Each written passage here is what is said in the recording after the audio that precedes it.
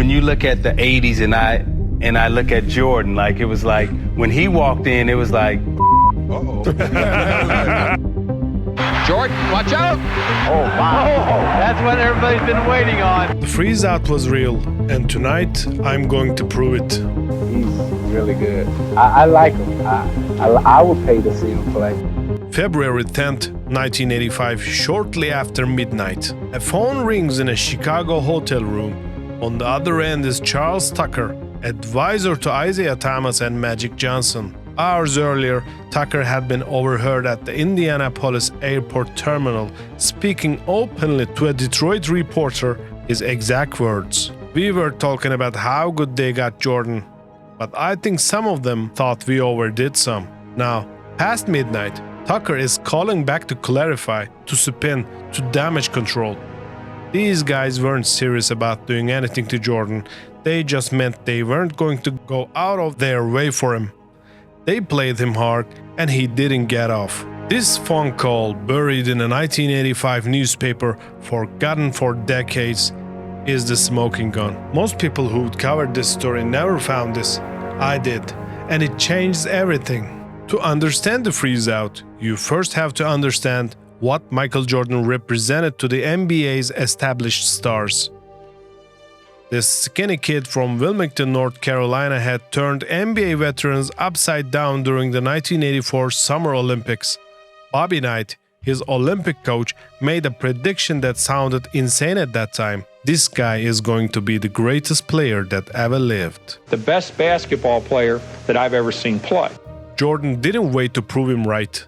In just his third regular season game, he dropped 37 on Sidney Moncrief, the league's best perimeter defender.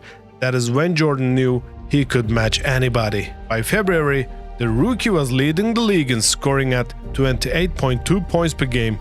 Bulls' home attendance had doubled. Road arenas were selling out just to see him. But here's the tension. Jordan played for a sub-500 team. He had won nothing. Yet he was already more in demand by fans, media, and corporate sponsors than Magic, Bird, Dr. J, Isiah, Kareem, or Gervin. Stars who had been battling for championships for 5 years. David Falk, Jordan's agent, saw what was coming. The potential for resentment is so high, a lot of stars are jealous of him. Players look and see that he gets more for a shoe deal than virtually anyone in the league gets in salary. Jordan came to Indianapolis with wrong mindset. He wanted to fit in. He wanted the stars he'd admired his whole life to accept him. "It was a privilege," Jordan said later. "I went with the notion of trying to fit in. I didn't want to ruffle any feathers." But then came the pre-game festivities and the dunk contest. Jordan showed up overdressed, full Nike gear, Air Jordan apparel, gold chains. His lawyers had asked him to wear the Nike warm-ups. It was in his contract, but he didn't realize how it would look to veterans who had earned their stripes over years of playoff wars. The consensus among the old guard: this rookie was trying to show up the real stars of the NBA. So a plan was hatched the night before the All-Star game. They would keep the ball from Jordan. Isiah Thomas would play the biggest role. He was the East's starting point guard. He controlled who touched the ball. But he wasn't alone. Magic Johnson and George Gervin were reportedly the main conspirators. Gervin was from Detroit, Magic from Lansing, Michigan. They'd known each other for years, and Isiah played for Pistons. All three were tight. Jordan, 21 years old, had no idea what was coming. In 22 minutes of playing time, Michael Jordan attempted just 9 shots out of 120 total East field goal attempts. 9. Not a single East starter took fewer than 10 shots. 2 reserves had 10 or more. The league's leading scorer, the player fans had come to see, was frozen out. Jordan finished with 7 points and 6 rebounds. You could dismiss it as a rookie jitters. That is exactly what Isiah wanted you to think. The day after the game, Isiah told the press, "That never happened. I was very upset when I read that. It just isn't true." The same day, Jordan played along. "I don't think it was happening. In an All-Star game, you have to be very aggressive. This being my first, I was very tentative. I didn't want to be perceived as a rookie going out to steal the show." They both knew exactly what happened, but neither was ready to go at war, not yet. But Jordan, he never forgot. And what he did next is why we're still talking about this 40 years later. Here's where most freeze-out stories end. He said, she said, nobody knows for sure. But I found the proof in a 1985 newspaper that almost nobody talks about. Charles Tucker, the man who advised both Isiah Thomas and Magic Johnson, was caught at the Indianapolis airport terminal speaking openly to a Detroit reporter.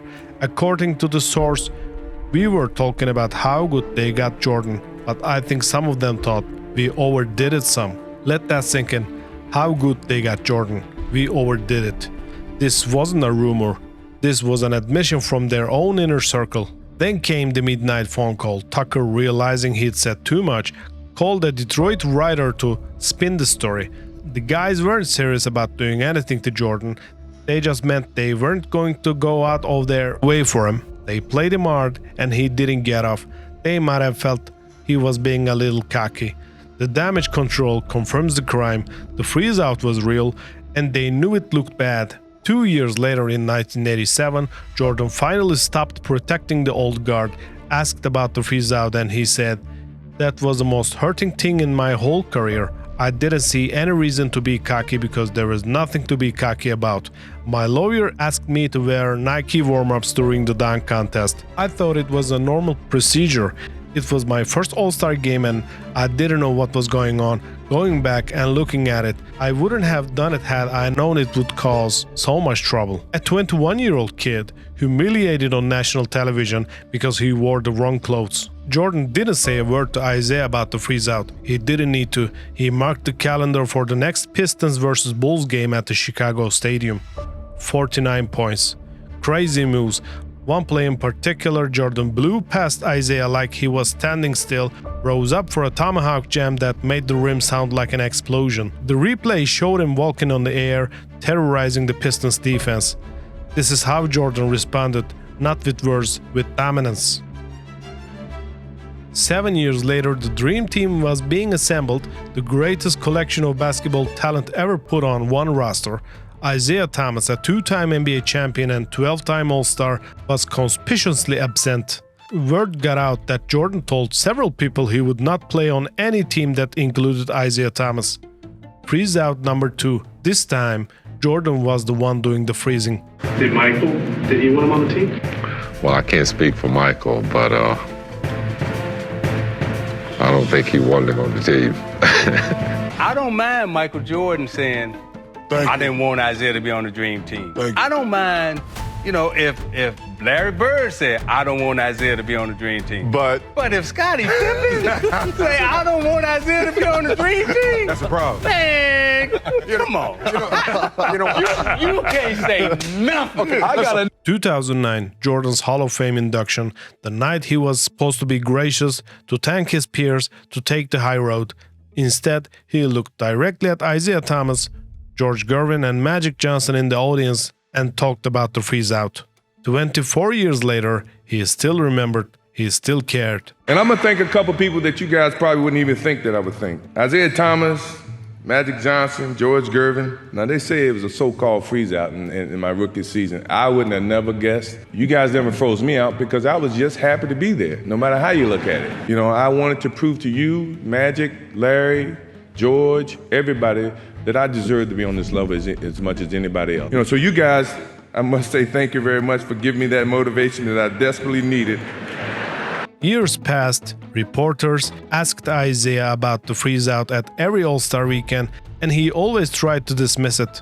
You're talking about Julius Erving, Larry Bird, Moses Malone, and myself all getting in a huddle someplace and saying, hey, let's not give this guy the ball. That is absurd. But Charles Tucker's confession tells a different story. Then, in 2003, something nobody expected, Jordan and Isiah, the greatest rivals, became player and the coach at the All-Star game. Isiah reflected, when you look back, probably the things that kept us apart are the things that we were very similar at. The competitiveness, the willingness to win, we were very similar people.